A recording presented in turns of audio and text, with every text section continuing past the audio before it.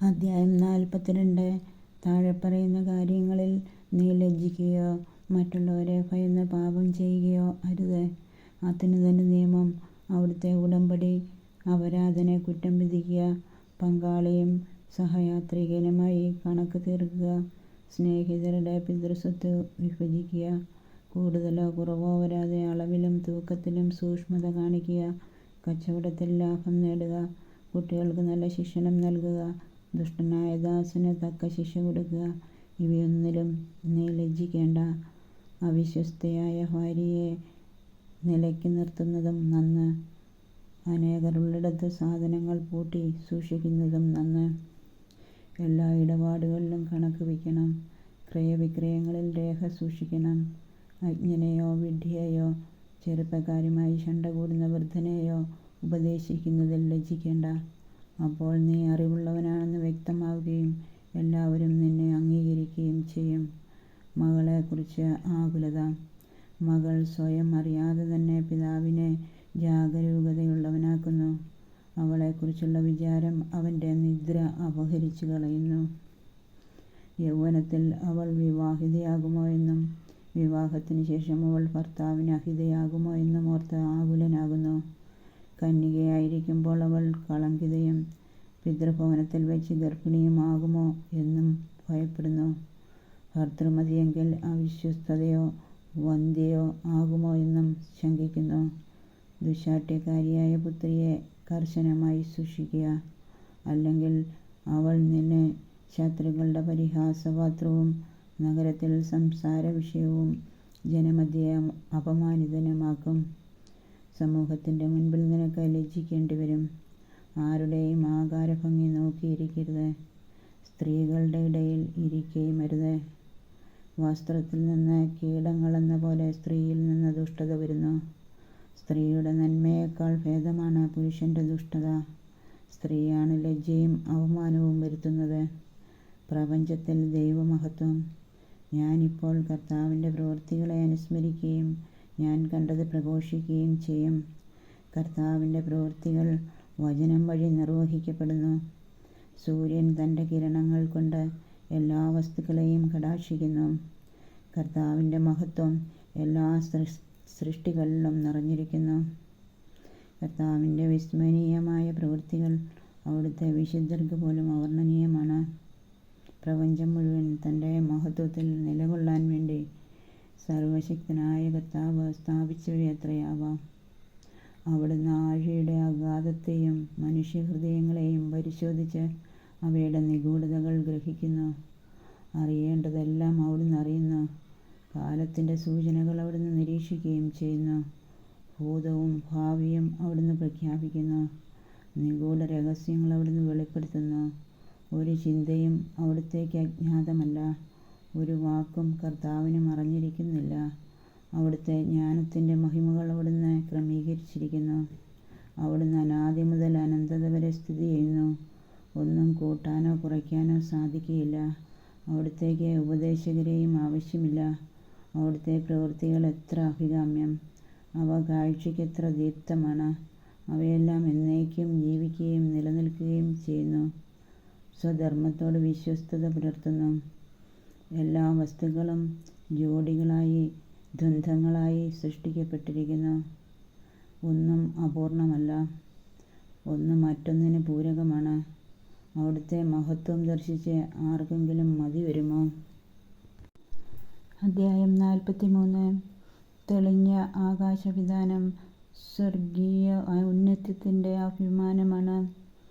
സ്വർഗമെത്ര മഹനീയ ദൃശ്യമാണ്! അത്യുന്നതൻ്റെ സൃഷ്ടി എത്ര വിസ്മയാവഹമാണെന്ന് ഉദിച്ചുയർന്ന സൂര്യൻ പ്രഘോഷിക്കുന്നു. മധ്യാഹ്നത്തിൽ അത് ഭൂമിയെ വരട്ടുന്നു. അതിൻ്റെ അത്യുഗ്രമായ ചൂട് സഹിക്കാൻ ആർക്ക് കഴിയും? ചൂള ജ്വലിപ്പിക്കുന്നവൻ എരിയുന്ന ചൂടിൽ ജോലി ചെയ്യുന്നു. സൂര്യനാകട്ടെ അതിൻ്റെ 3 ഇരട്ടി ചൂടിലാണ് പർവ്വതങ്ങളെ ദഹിപ്പിക്കുന്നത്. അത് അഗ്നിശരങ്ങൾ ചൊരിയുന്നു. ഉജ്ജ്വല രശ്മികൾ കൊണ്ട് കണ്ണഞ്ചിക്കുന്നു. ഇത് സൃഷ്ടിച്ച കർത്താവ് ഉന്നതനാണ്. അവിടുത്തെ കൽപ്പനയിൽ അത് ഗതിവേഗം കൂട്ടുന്നു. യഥാസമയം സ്വധർമ്മമനുഷ്ഠിക്കാൻ ചന്ദ്രനെയും അവിടുന്ന് സൃഷ്ടിച്ചു. കാലം നിർണയിക്കാനും ശാശ്വതമായ അടയാളമായിരിക്കാനും തന്നെ. ഉത്സവ ദിനങ്ങൾ ചന്ദ്രനെ നോക്കി നിർണയിക്കുന്നു. പൂർണ്ണതയിലെത്തിയിട്ട് ക്ഷയിക്കുന്ന വെളിച്ചമാണത്. അത്ഭുതകരമായി വളരുന്ന ചന്ദ്രക്കലയെ അടിസ്ഥാനമാക്കി മാസങ്ങൾക്ക് പേര് നൽകുന്നു. ആകാശ സൈന്യങ്ങളുടെ പ്രകാശഗോപുരമാണത്. നക്ഷത്രങ്ങളുടെ ശോഭ ആകാശത്തിൻ്റെ സൗന്ദര്യമാകുന്നു. കർത്താവിൻ്റെ ഉന്നതങ്ങളിൽ മിന്നിത്തിളങ്ങുന്ന അലങ്കാരനിരയും. പരിശുദ്ധൻ്റെ കൽപ്പനയാൽ അവ യഥാസ്ഥാനം നിലകൊള്ളുന്നു. അവ ഒരിക്കലും കണ്ണു ചിമ്മുന്നില്ല. ശോഭയാൽ അഴകുറ്റ മഴവില്ലിനെ നോക്കി അതിൻ്റെ സൃഷ്ടാവിനെ സ്തുതിക്കുവിൻ. മനോഹരമായ ചാപം കൊണ്ട് അത് ആകാശത്തെ വലയം ചെയ്യുന്നു. അത്യുന്നതൻ്റെ കരങ്ങളാണ് അത് കുലച്ചിരിക്കുന്നത്. അവിടുന്ന് തൻ്റെ കൽപ്പനയാൽ ഹിമവാതമയക്കുന്നു. തൻ്റെ വിധിയുടെ മിന്നൽ പിണറുകളെ തുരിപ്പിക്കുന്നു. അങ്ങനെ സംഭരണശാലകൾ തുറന്ന് മേഘങ്ങൾ പക്ഷികളെപ്പോലെ പറക്കുന്നു. തൻ്റെ മഹത്വത്താൽ അവിടുന്ന് മേഘങ്ങളെ ഒരുമിച്ച് കൂട്ടി ആലിപ്പഴങ്ങളായി നുറുക്കുന്നു. അവിടുന്ന് പ്രത്യക്ഷപ്പെടുമ്പോൾ പർവ്വതങ്ങൾ വിറകൊള്ളുന്നു. അവിടുന്ന് ഇച്ഛിക്കുമ്പോൾ തെക്കൻ കാറ്റ് വീശുന്നു. മേഘഗർജനം കൊണ്ട് അവിടുന്ന് ഭൂമിയെ ശാസിക്കുന്നു. വടക്കൻ കാറ്റും ചുഴലിക്കാറ്റും കൊണ്ട് ശാസിക്കുന്നു. പറന്നിറങ്ങുന്ന പക്ഷികളെപ്പോലെ അവിടുന്ന് മഞ്ഞു വിതറുന്നു. വെട്ടുകിളിപ്പറ്റം പോലെ അതിറങ്ങി വരുന്നു. അതിൻ്റെ വെണ്മ കണ്ണഞ്ചിക്കുന്നതാണ്. അത് വീഴുന്നത് കണ്ട് മനസ്സ് വിസ്മയഭരിതമാകുന്നു. അവിടുന്ന് ഭൂമിയിൽ ഉപ്പുപോലെ തുഷാരം വിതറുന്നു. ഉറയുമ്പോൾ അത് കൂർത്ത മുള്ളുപോലെയാകുന്നു. തണുത്ത വടക്കൻ കാറ്റ് വീശി ജലോപരിതലം മഞ്ഞുകട്ടയാകുന്നു. ജലാശയങ്ങളുടെ മുകളിൽ അത് പൊങ്ങിക്കിടക്കുകയും ജലം അതിനെ പടച്ചട്ട പോലെ അണിയുകയും ചെയ്യുന്നു. പർവ്വതങ്ങൾ ചൂടുകൊണ്ട് ദഹിക്കുകയും മരുഭൂമി വരളുകയും സസ്യങ്ങൾ അഗ്നി കൊണ്ടെന്ന പോലെ വാടിക്കരിയുകയും ചെയ്യുന്നു. എന്നാൽ മൂടൽമഞ്ഞ് എല്ലാറ്റിനെയും അതിവേഗം സുഖപ്പെടുത്തുന്നു. മഞ്ഞ് പ്രത്യക്ഷമാകുമ്പോൾ ചൂട് ശമിച്ച് ഉന്മേഷമുണ്ടാകുന്നു. അത്യകാലത്തെ നിശ്ചലമാക്കി അതിൽ ദ്വീപുകൾ പ്രതിഷ്ഠിച്ചത് അവിടുത്തെ നിശ്ചയമാണ്. സമുദ്രസഞ്ചാരികൾ അതിലെ അപകടങ്ങളെപ്പറ്റി സംസാരിക്കുന്നു. നാം അത് കേട്ട് വിസ്മയിക്കുന്നു. അസാധാരണവും അത്ഭുതകരവുമായ സൃഷ്ടികൾ അതിലുണ്ട്. എല്ലാത്തരം ജീവജാലങ്ങളും അതികായങ്ങളായ സമുദ്ര സത്വങ്ങളും അതിലുണ്ട്. സ്വന്തം ശക്തിയാൽ അവിടുന്ന് ലക്ഷ്യം പ്രാപിക്കുന്നു. അവിടുത്തെ വചനത്താൽ എല്ലാം നിശ്ചിത മാർഗത്തിൽ ചരിക്കുന്നു. എത്ര പറഞ്ഞാലും മുഴുവനാവുകയില്ല. എല്ലാറ്റിൻ്റെയും സാരം ഇതാണ്: അവിടുന്നാണ് സർവസ്വവും. അവിടുത്തെ പ്രകീർത്തിക്കാൻ എവിടെ നിന്നാണ് നമുക്ക് ശക്തി ലഭിക്കുക? എല്ലാ സൃഷ്ടികളെയുംകാൾ അവിടുന്ന് ഉന്നതം ആണ്. കർത്താവ് ഭയവും ഭക്തിയും ജനിപ്പിക്കുന്നു. അവിടുന്ന് അത്യുന്നതനും അവിടുത്തെ ശക്തി അത്ഭുതകരവുമാണ്. എല്ലാ കഴിവും ഉപയോഗിച്ച് കർത്താവിനെ സ്തുതിക്കുവിൻ. അവിടുന്ന് അതിനും ഉപരിയാണ്. സർവശക്തിയോടും കൂടെ അവിടുത്തെ പുകഴ്ത്തുവിൻ. തളർന്നു പോകരുത്. എത്ര പുകഴ്ത്തിയാലും പരിധിയിലെത്തുകയില്ല. ആരവിടുത്തെ കണ്ടിട്ടുണ്ട്? ആർക്ക് അവിടുത്തെ വർണ്ണിക്കാൻ കഴിയും? ആർക്ക് അവിടുത്തെ വേണ്ടവിധം പുകഴ്ത്താൻ കഴിയും? ഇവയേക്കാൾ മഹത്തായ നിരവധി കാര്യങ്ങൾ നമുക്ക് അജ്ഞാതമായി വർത്തിക്കുന്നു. അവിടുത്തെ ഏതാനും സൃഷ്ടികൾ മാത്രമേ നാം ദർശിച്ചിട്ടുള്ളൂ. എല്ലാം സൃഷ്ടിച്ചത് കർത്താവാണ്. തൻ്റെ ഭക്തർക്ക് അവിടുന്ന് ജ്ഞാനം പ്രദാനം ചെയ്യുന്നു. അധ്യായം 44. പിതാക്കന്മാരുടെ മഹത്വം. നമുക്കിപ്പോൾ മഹത്തുക്കളെയും നമ്മുടെ പൂർവ്വപിതാക്കന്മാരെയും തലമുറക്രമത്തിൽ പ്രകീർത്തിക്കാം. കർത്താവ് ആദ്യം മുതൽ തന്നെ തൻ്റെ പ്രതാപവും മഹത്വവും അവർക്ക് ഓഹരിയായി നൽകി. രാജാക്കന്മാരും കീർത്തിയുറ്റ ബലശാലികളും ജ്ഞാനത്താൽ ഉപദേശം നൽകിയവരും പ്രവാചകന്മാരും അവരുടെ ഇടയിലുണ്ടായിരുന്നു. ആലോചനകളാലും നിയമപരിജ്ഞാനത്താലും ജനത്തിന് നേതൃത്വം കൊടുത്തവരും വിവേകപൂർവമായ ഉപദേശം നൽകിയവരും അക്കൂട്ടത്തിലുണ്ടായിരുന്നു. ചിലർ സംഗീതജ്ഞന്മാരും കവികളുമായിരുന്നു. വിഭവസമൃദ്ധിയുള്ളവരും സ്വവസതികളിൽ സമാധാനപൂർവ്വം വസിച്ചവരുമാണ് ചിലർ. ഇവർ തങ്ങളുടെ തലമുറകളിൽ ബഹുമാനിതരും കാലത്തിൻ്റെ മഹിമയുമായിരുന്നു. ജനങ്ങൾ പ്രകീർത്തിച്ച പ്രസിദ്ധരാണ് ചിലർ. സ്മരണ അവശേഷിപ്പിക്കാതെ മാഞ്ഞു പോയവരുമുണ്ട്. ജീവിക്കുകയോ ജനിക്കുക പോലുമോ ചെയ്തില്ലെന്ന് തോന്നുമാറ് അവർ മൺമറഞ്ഞു. അവരുടെ മക്കളും അങ്ങനെ തന്നെ. എന്നാൽ അവർ കാരുണ്യമുള്ളവരായിരുന്നു. അവരുടെ സൽപ്രവൃത്തികൾ വിസ്മരിക്കപ്പെട്ടിട്ടില്ല. അവരുടെ ഐശ്വര്യം അവരുടെ പിൻഗാമികളിലും അവരുടെ അവകാശം മക്കളുടെ മക്കളിലും നിലനിൽക്കും. അവരുടെ സന്തതികൾ ഉടമ്പടികൾ പാലിക്കും. അവരുടെ മക്കളും അവയ്ക്ക് വേണ്ടി നിലകൊള്ളും. അവരുടെ ഭാവി തലമുറകൾ എന്നേക്കും നിലനിൽക്കും. അവരുടെ പ്രതാപം മാഞ്ഞു പോവുകയില്ല. അവർ സമാധാനത്തിൽ സംസ്കരിക്കപ്പെട്ടു. അവരുടെ പേര് തലമുറകൾ തോറും നിലനിൽക്കും. അവരുടെ വിജ്ഞാനം ജനതകൾ പ്രഘോഷിക്കും. സമൂഹം അവരെ പ്രകീർത്തിക്കുകയും ചെയ്യും. ഹെനോക്ക് നോഹ. ഹെനോക്ക് കർത്താവിനെ പ്രീതിപ്പെടുത്തി. അവൻ ഉന്നതത്തിലേക്ക് സംവഹിക്കപ്പെട്ടു. എല്ലാ തലമുറകൾക്കും അവൻ അനുതാപത്തിൻ്റെ മാതൃകയാണ്. നോഹ തികഞ്ഞ നീതിമാനായിരുന്നു. വിനാശത്തിൻ്റെ നാളിൽ ഒഴിവാക്കപ്പെട്ട മുളയായിരുന്നു അവൻ. അങ്ങനെ ജലപ്രളയത്തിന് ശേഷം ഭൂമിയിൽ ഒരു ഭാഗം നിലനിന്നു. മർത്യകുലം ജലപ്രളയത്താൽ നശിപ്പിക്കപ്പെടുകയില്ലെന്ന നിത്യമായ ഉടമ്പടി അവനുമായി ചെയ്യപ്പെട്ടു. അബ്രാഹം, ഇസഹാക്ക്, യാക്കോബ്. അനേക ജനതകളുടെ പൂർവ്വപിതാവായിരുന്നു അബ്രാഹാം. മഹത്വത്തിൽ അവനു സമനായി ആരുമില്ല. അവൻ അത്യുന്നതൻ്റെ നിയമം പാലിക്കുകയും അവിടുന്ന് അവനുമായി ഉടമ്പടിയിൽ ഏർപ്പെടുകയും ചെയ്തു. അവൻ സ്വശരീരത്തിൽ ഉടമ്പടിയുടെ മുദ്ര പതിച്ചു. പരീക്ഷിക്കപ്പെട്ടപ്പോൾ അവൻ വിശ്വസ്തത തെളിയിച്ചു. അതിനാൽ അവൻ്റെ സന്തതി വഴി ജനതകൾ അനുഗ്രഹിക്കപ്പെടുമെന്ന് കർത്താവ് അവനോട് ശപഥം ചെയ്തു. ഭൂമിയിലെ മണൽത്തരി പോലെ അവനെ വർദ്ധിപ്പിക്കുമെന്നും അവൻ്റെ സന്തതി ആകാശത്തിലെ നക്ഷത്രങ്ങൾ പോലെ പെരുകുമെന്നും അവർ സമുദ്രം മുതൽ സമുദ്രം വരെയും മഹാനദി മുതൽ ഭൂമിയുടെ അതിർത്തികൾ വരെയും അവകാശമാക്കാൻ ഇടവരുത്തുമെന്നും അവന് വാഗ്ദാനം ലഭിച്ചു. ഇസ്ഹാക്കിനും പിതാവായ അബ്രാഹാം മൂലം അതേ വാഗ്ദാനം നൽകപ്പെട്ടു. എല്ലാ മനുഷ്യർക്കും വേണ്ടിയുള്ള അനുഗ്രഹവും ഉടമ്പടിയും യാക്കോബിൻ്റെ ശിരസിൽ അവിടുന്ന് വെച്ചു. അവിടുന്ന് അവനെ അംഗീകരിച്ച് പൈതൃകാവകാശം നൽകി. അവിടുന്ന് ഓഹരി നിശ്ചയിച്ച് അത് 12 ഗോത്രങ്ങൾക്കായി ഭാഗിച്ചു കൊടുത്തു. അധ്യായം 45. മോശ. യാക്കോബിൻ്റെ സന്തതികളിൽ നിന്ന് കാരുണ്യവാനായ ഒരുവനെ കർത്താവ് ഉയർത്തി. അവൻ ജനത്തിന് സുസമ്മതനായി. ദൈവത്തിൻ്റെയും മനുഷ്യരുടെയും പ്രീതിക്ക് അവൻ പാത്രമായി. അവനത്രേ ഭാഗ്യസ്മരണാർഹനായ മോശ. അവിടുന്ന് അവനെ മഹത്വത്തിൽ ദൈവദൂതന്മാർക്ക് സമനാക്കി. ശത്രുക്കൾക്ക് ഭയകാരണമാകത്തക്ക വിധം അവനെ ശക്തനാക്കി. അവൻ അപേക്ഷിച്ചപ്പോൾ അവിടുന്ന് അടയാളങ്ങൾ പിൻവലിച്ചു. രാജാക്കന്മാരുടെ സന്നിധിയിൽ കർത്താവ് അവനെ സമുന്നതനാക്കി. അവിടുന്ന് തൻ്റെ ജനത്തിനു വേണ്ടിയുള്ള കൽപ്പനകൾ അവനെ ഏൽപ്പിക്കുകയും തൻ്റെ മഹത്വത്തിൻ്റെ ഭാഗികമായ ദർശനം അവന് നൽകുകയും ചെയ്തു. വിശ്വസ്തതയും സൗമ്യതയും കൊണ്ട് അവിടുന്ന് അവനെ വിശദീകരിച്ചു.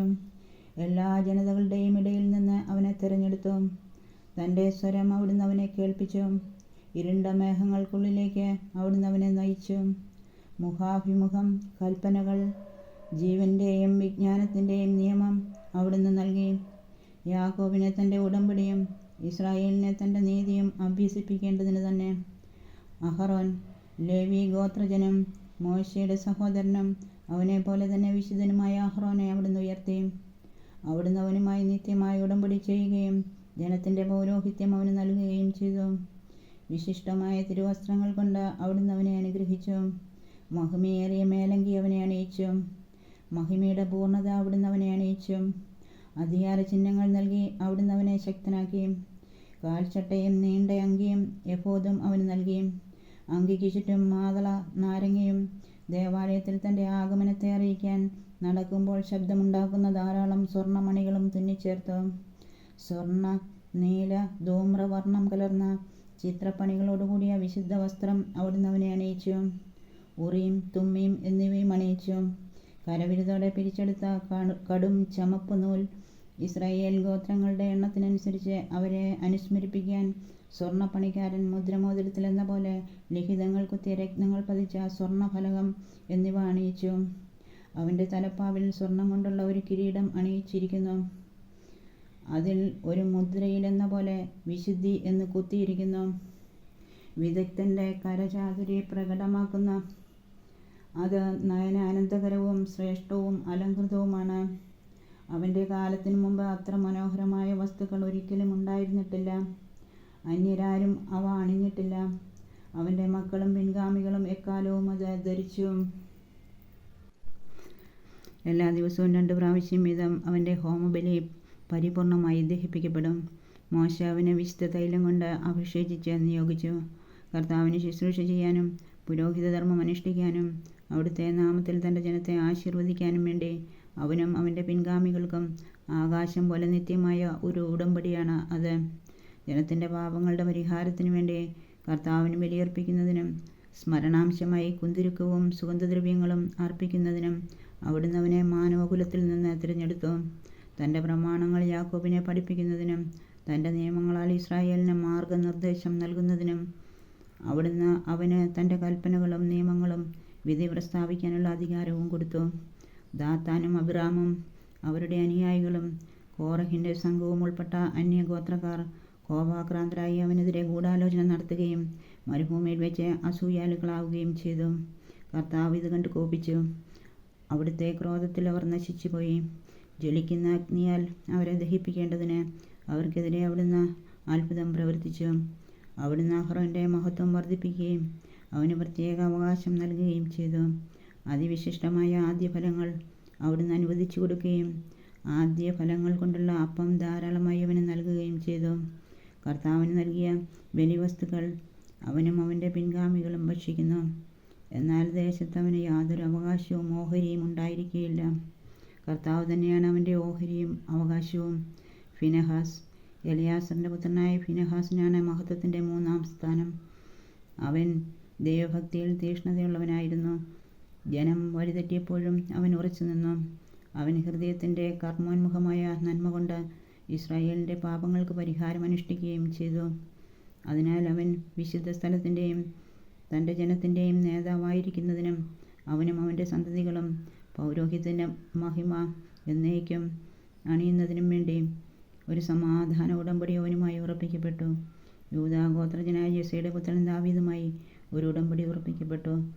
രാജാവിൻ്റെ പിന്തുടർച്ചാവകാശം അവൻ്റെ സന്തതികൾക്ക് മാത്രമായിരിക്കുന്നത് പോലെ അഹ്റോൻ്റെ പിന്തുടർച്ചാവകാശം അവൻ്റെ സന്തതികൾക്കാണ്. തൻ്റെ ജനത്തെ നീതിപൂർവ്വം വിധിക്കുന്നതിന് കർത്താവ് നിൻ്റെ ഹൃദയത്തെ ജ്ഞാനം കൊണ്ട് നിറയ്ക്കട്ടെ. അങ്ങനെ അവരുടെ ഐശ്വര്യം നശിക്കാതിരിക്കുകയും മഹത്വം തലമുറകൾ തോറും നിലനിൽക്കുകയും ചെയ്യട്ടെ.